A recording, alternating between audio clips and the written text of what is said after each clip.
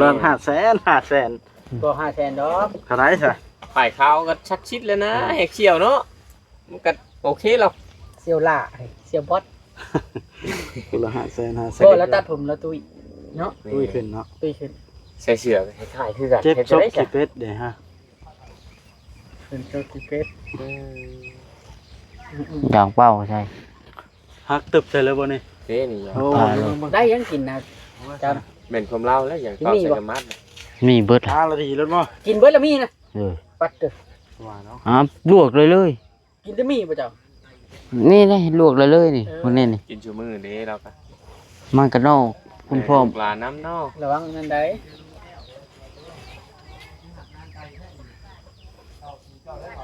ระวังนั่นได้ระวังเจ้าอันเป็นกระดูกพลอยนะน้องแพท แม่นเรื่อง อย่าลืมกดติดตามเพื่อเป็นกำลังใจให้ผมด้วยนะครับทุกคนขอบคุณมากๆพี่น้องเลยเนาะเปิดภาพขึ้นกันตอนนี้ทางทีมงานเฮาก็มาฮอด จอดถึง บอนเทือนบอนอยู่บอนเซา ของบ้านละ คำลาแล้วเนาะ ครับ สบายดีเด้อมาจอยพร้อมสบายดีทั้งหลังปัดโตพี่ เว น้อง ลาตอนนี้ช่วง 9 โมงแล้วบ่ 10 โมงแล้ว 10ละ นะ อ๋อ ไวเติบพี่น้องเลยเวลา เอ้ยยัง บ่มีแข่งมีขาก็แล่นไวขนาดน่ะ เสียงรถไฟให้น้องมานี่ เสียงรถคนผ่านทางมาว่ะเดี๋ยวค่อยเปิดคลิปก่อนอ่ะพี่น้องเลย นี่ค่อยเจ้าถามมาเห็นยังคิดออกก็ยังเป็นนี่เด็กน้อยนี่อยู่ได้นี่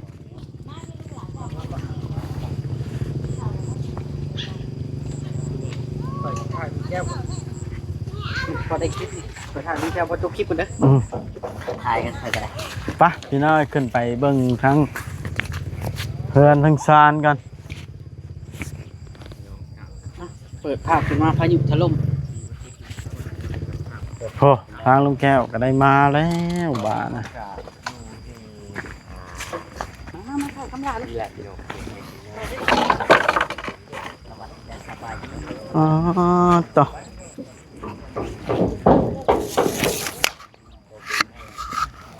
รถก็ได้พี่น้องจอดหน้าบ้านนี่คันด่างคันใดเบิ้งขึ้นเทิงก่อนไอ้ยโอ้มางออกแปลนขึ้นล้นบาทเลยเปลี่ยนติดปองเยี่ยมอีกเอาลุงแก้วมาผู้เดียวเลยป่ะ แม่มาเดียว ต่อ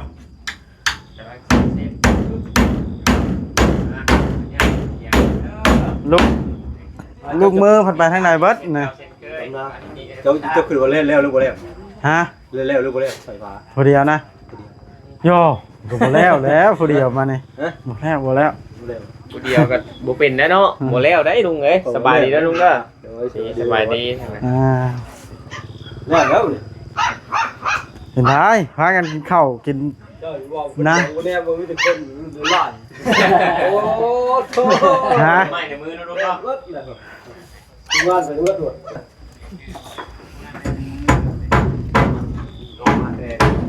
ไม่ แต่แม็กเป็นไงยาดื้อแล้วป่ะ ตัวเก่าย าดื้อแล้ว บอกเลย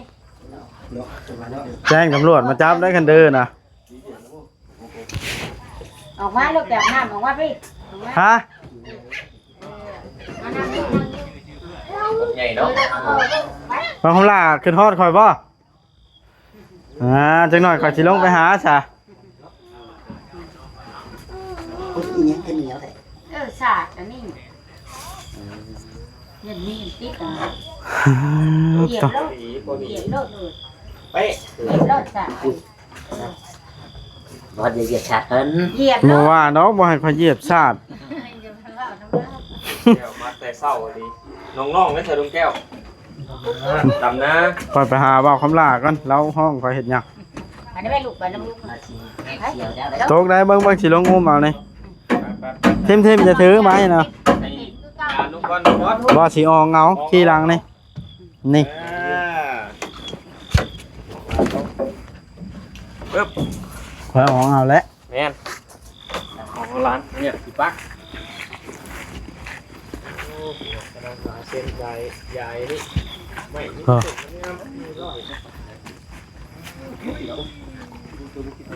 ผักเลยน้ำลายใส่เสือไหมมือนี่ จะเข้าคุยกันยังทางนี้มาเบิ่งดูเนาะ แม่นจะคุยกันอย่างเอาแม่หมอแม่มอยู่เดี๋ยวเราสิมา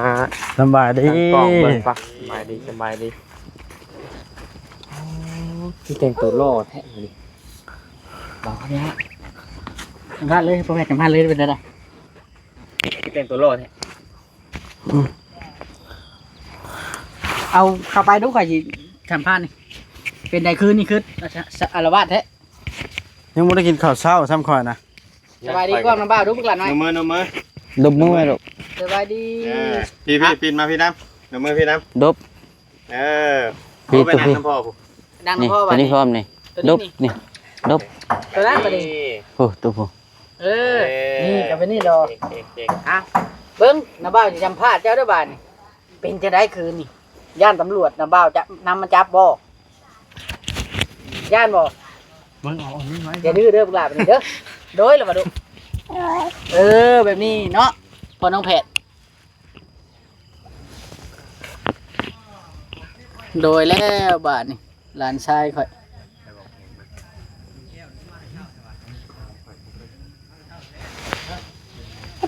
หลานชายข่อยคือดื้อแท้เป็นอะไรเจ้าสิช่วยเรียกเพิ่นบ่ ช่วยกับเพิ่นบ่ช่วยเนาะ แต่ว่าเฮาแล้วเรียกกัน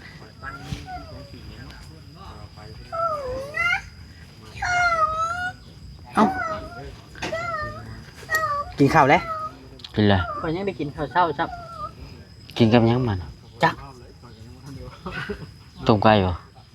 มีไก่บ่ ก็มันสิจับได้ จักโต๊ะไก่จัง มีคู่หนึงขอไว้เบิดเลยอยู่เถียงแล้วพุ่นได้ ไว้ต้มซุปปลาแซนกิน ต้มบ่แซงกับ ตัวนึงเนาะ ต้มเป็ด มีเป็ดพร้อม เอาอยู่บ้านมีเป็ดเลย ยังหาได้ชูกินบ่ชุมอ้ายบ่กินดอกเป็ดไก่นะชุมอ้ายบ่กินบ่ขาดชาติชีวิตได้ใจบุญพวกใจบุญนี่ครับบ่ขาดชีวิตคันกินแล้วมันชื่อเอามากิน ชื่อเอาเบ้ยเอาขาเข้าผู้ขาเขาเฮ็ด ฮะ เขาผู้เฮ็ดเนาะให้กิน เอาไปนั่นเนาะ โดย บัดนี้ก็มีแต่ว่าทางแล้วก็มีแต่ว่าเที่ยวไปนั่นแล้วเจ้าก็ทาง เด้อ ทางหญ้าทางหยังแม่นบ่เที่ยวไปทางหญ้าเที่ยวไปทางหญ้าแม่นบ่เจ้าก็ได้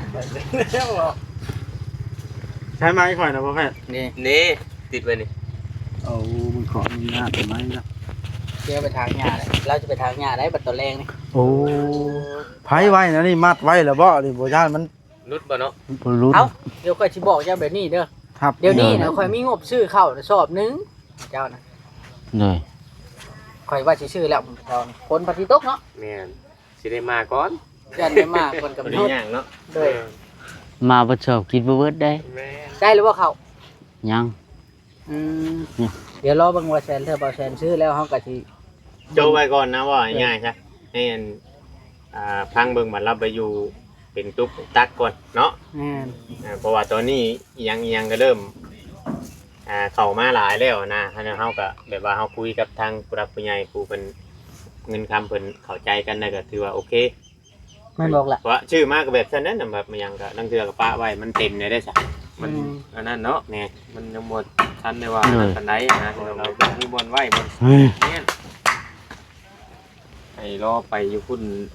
ต้องเฮ็ดคักแน่ได้เฮ็ดกระตูกอีหยังก็ได้เนาะ โดย เขาต้องกันลมกันฝนกันพายุให้กล้าว่ามันปลอดภัย ต้อง นะ ให้พ่อแพทย์เป็นผู้ศิวกรออกแบบ บ่แล้วบ่จุคน มันจัง นั่นแหละ แน่นเด้ ต้องมาวัดน้ำแล้วจังนั่นได้จังบ่เป็นได้ เป็นไรพากันกินข้าวกินน้ำหรือว่าบางเวลามาเลย เดี๋ยวเราจะไปเบิ่งลุงแก้วเฮ็ดนั่นก่อนเด้อ โดย เรียบร้อยเนาะเจ้าคำหยังเนาะ คือว่าเรากับหลานนี่เราก็งานพอสมควรเนาะพี่น้องเนาะเราเราเพิ่นเข้าหรือบ่พอซื้อเนาะ โดย ย่านมึงมีหม้องไว้บ่ โดย เอาเลย จับกล้องเข้ามานี่ก็จะเอามาตั้งข้างนี่ มาเจ้าก็นั่นเลยเจ้าก็มากินเลยเบิ้ลหันเลย เออกินเฉยเดียวเนาะ ใจขอบใจ กินช่อยเดียวอ่ะ เลย เออ บ่ จะมีหมู่คู่อยู่บ่ในบ้านเจ้านี่ มีอยู่ เขาก็ออกมาเล่นน้ำเจ้าอยู่บ่ ชวนเดี๋ยวนี้เขาบอกมา ตะกี้ออกมาบ่ ตะกี้มาอยู่ แต่เฮิงบ่ได้ล่ะ แต่ว่าท่านได้สัมภาษณ์ เออ สงสัยเขาเจ้านั่นเจ้าอายกล้องเนาะ เลย กล้องเลยบอกมา นู่นแต่ยังน้อยไว้นี่บ่ เลย ย่านพ่อแพทย์ชาย แม่ คือเอ้าลองไปนั่งข้างๆงั้นลูกติดรถคันน่ะเจ้าน่ะ สัมภาษณ์ได้บ่ไปได้ไหม ไปนั่งสัมภาษณ์บอกคำลาพูดข้างๆ เจ้า เลย นะไปนั่งสัมภาษณ์ได้ไหม โอ้ยมันเปื้อนบ่ ข่อยสิเบิ่งว่าคือกันบ่นะ โอ้ยเบิ่งบ่ โอ้ย คือกันเลยเจ้านี่หน้าคือกันอีก ต้องอันนั้น ไก่เจ้าไว้นะไว้แห้งเที่ยวซะ อ่ะมาแข่งก่อนนะกูละ500,000 ตัว500,000ดอก เท่าไหร่ซะ ฝ่ายขาวก็ชัดชิดเลยนะแหกเขียวเนาะมันก็โอเคหรอก เซียวล่าเซียวบอส กูละ500,000 ก็แล้วตัดผมแล้วตุ้ยเนาะ ตุ้ยขึ้นเนาะ ตุ้ยขึ้น ใส่เสื้อคล้ายๆคือกัน เจ็บ ฮ็ด ซ จะ บ ได้ สิ จ้ะ เป็ดเด้ฮะ เป็นตัวกิเพชร อย่างเป้าใช่ ฮักตึบใส่เลยบ่นี่ เด้นี่ โอ้ ตายเลย ได้ยังกินนะจ เป็นความเล่าแล้วอย่างต่อใส่กระมัดน่ะ มีเบิด 5นาทีแล้วบ่ ำกินเบิร์ดละมีนะ เลย ปัดเด้อ ว่าเนาะ ลวกเลยเลย กินแต่มีป่ะเจ้า นี่เลยลวกเลยเลยนี่คนนี้นี่ กินชูมือเด้เราก็ มันกระนอกคุณพ่อ ปลาน้ำนอก ระวังนั่นได้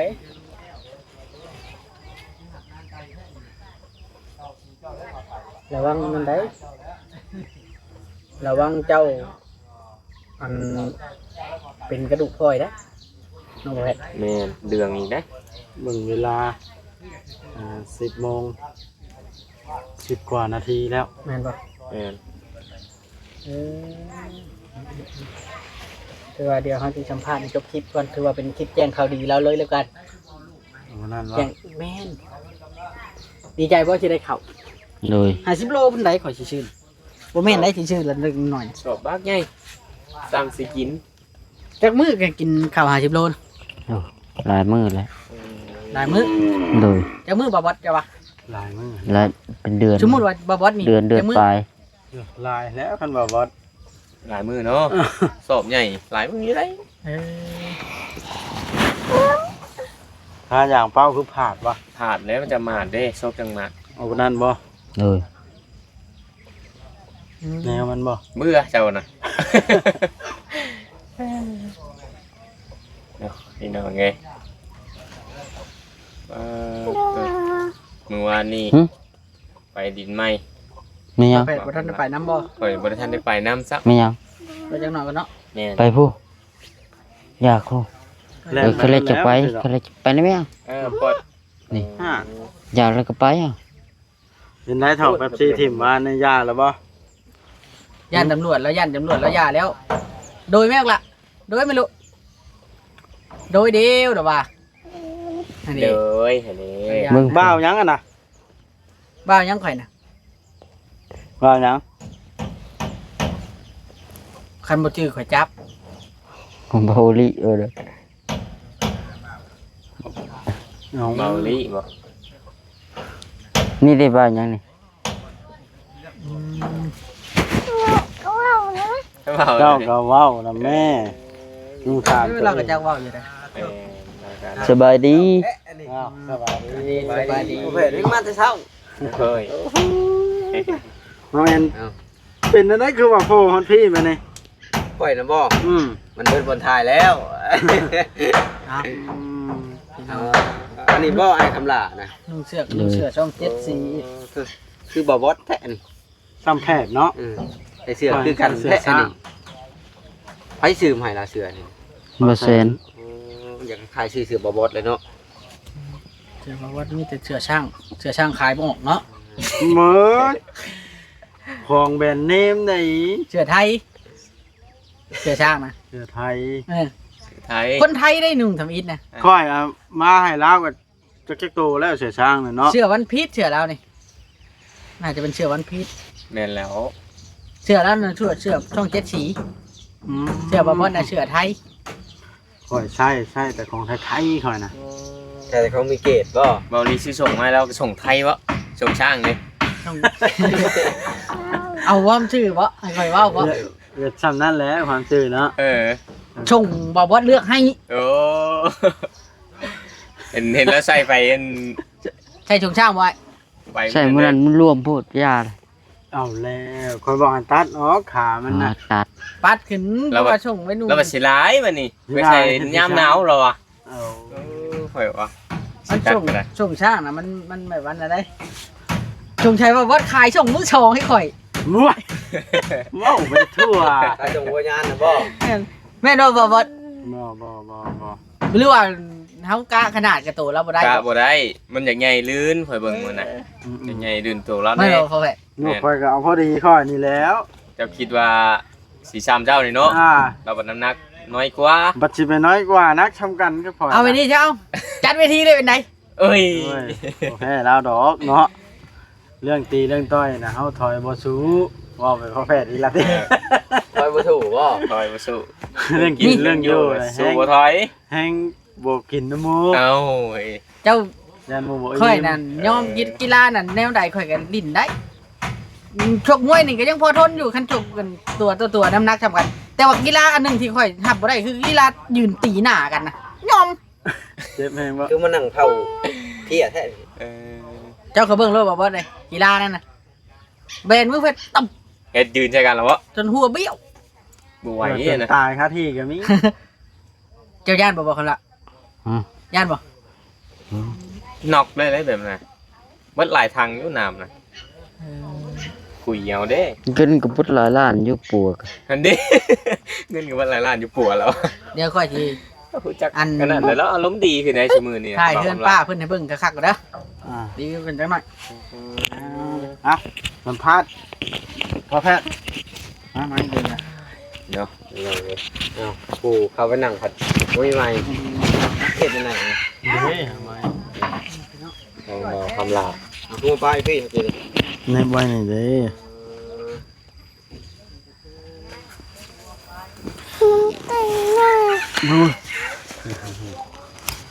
มื้อนี้นี่ท่านได้ไปดินไหมมื้อนี้เนาะ โดย โอ้ไปแต่เมื่อวานนี่ได้เฮ็ดจังได๋ล่ะไปวานนี่ อยู่ใต้ดินใหม่นี่นะ เปิดกินเหยื่อแล้วบ่ ภาคสวน ถามแล้ว ฝากไปพุ่น เออไปจังได๋จังว่าเขาพาไปก็เลยเนาะบอกคำละ โดยอยู่ชื่อนะเอ้ยอยากนอน เอ้าพี่น้องไอ้บอสจะยืดยาวพอสมควรแล้ว คือกันแล้ว เบิ้งไม้นะสัมภาษณ์ต่อรถได้สักจังยืดยาวแล้วพี่น้องอาจจะได้อันนี้ ไปอยู่พุ่นก็ต้องกระต๊อบก็ต้องเฮ็ดกระทะ เหยียบเที่ย เลยพี่บอกแอนยันเหยียบพี่เรา เหยียบปลอดภัยเนาะบอกคำละเนาะ เบิ้งไปรีวิวเบิ้งว่ากินแก้วมาให้บอกแอนสัมภาษณ์เนาะเรา ก็สิได้จบคลิปแหละ เราบ่ทันเห็นเชื่อเด้ เพิ่นมาครั้งแรกก็ แมนเขามาเห็นคู่มือว่านนี่ก็จนค่ำค่อยเนาะ โดย ค่ำแห้ง มือค่ำแท้น่ะ คนมันโหดเนาะ คนมีรถใหญ่อยู่ค่ำเนาะ แมนอยู่ค่ ให้จะมาน่ะมีคนมา ำ เบิ่ ก็ งบ่ ถือมีดมาเนาะ โอ้นี่มาสองคน อันนี้ลุงแก้วมาลุยมันมาผู้เดียวเฮ็ดไปทั่วเนาะ พาลำนะน้องๆเพิ่น ลุงแก้วบอกพาบ่ ลุงแก้วแล้วเรามาเบิ่งงานก่อนเราอะโอ้คุณเด้ผู้ช่วยมาแล้ว อ๋อจะเป็นตาย่านแท้ งานยังไงแล้ว ลุงบ่าวส่งนะมะน่ะคือบ่าวส่งแท้ ง่ายแล้วง่ายแล้ว มาชง เออแม่นบ่แม่นแล้วคันอ้ายแล้วต้องเอิ้นลุงเนาะแบบอ้ายเวียงข่อยยังเอิ้นลุง กูนี่เด้อกูแนะนำให้ปล่อยเขามาทำบิดน่ะ อ๋อสบาย ไป ดี เรียกว่าพ่อแล้วดูไร ฮะฮะ เรียกว่าพ่อชงเพิ่น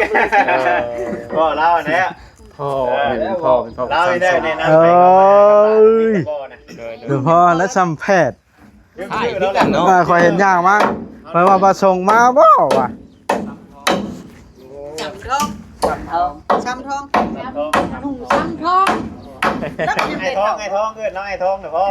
ลาจักปีแล้วขออนุญาตถามนะ 40 โอ้ซ้ำกันก็พอแพทย์เบาหยอกได้ลุงได้เอาขึ้นเลยโดย กระดอง สิจบคลิปก่อนค่อยนะเด้อ จบคือกันนั่นแล้ว จบคลิปแล้วขอ นั่นได้ซะเบาลี่ คนดี นั่งเบิ่งบ่ทันน่ะ ฮะ คนบ้าน เอ้าไผชาน่ะคือมีผู้สาวพร้อม สาวมานั่นได้ไหมล่ะ ใช้ชาวนวลนะนวลไปใช้ล่ะ ฮะพวกผู้สาวคนนั้นอยู่ไหน รีบบ่บอสบ่ ดีว่าวัดดีว่าโอลี่คนว่า เฮ้ย เอาพี่น้องก็ถือว่าหลายคนพอสมควรมานี่เนาะจบคลิปกัน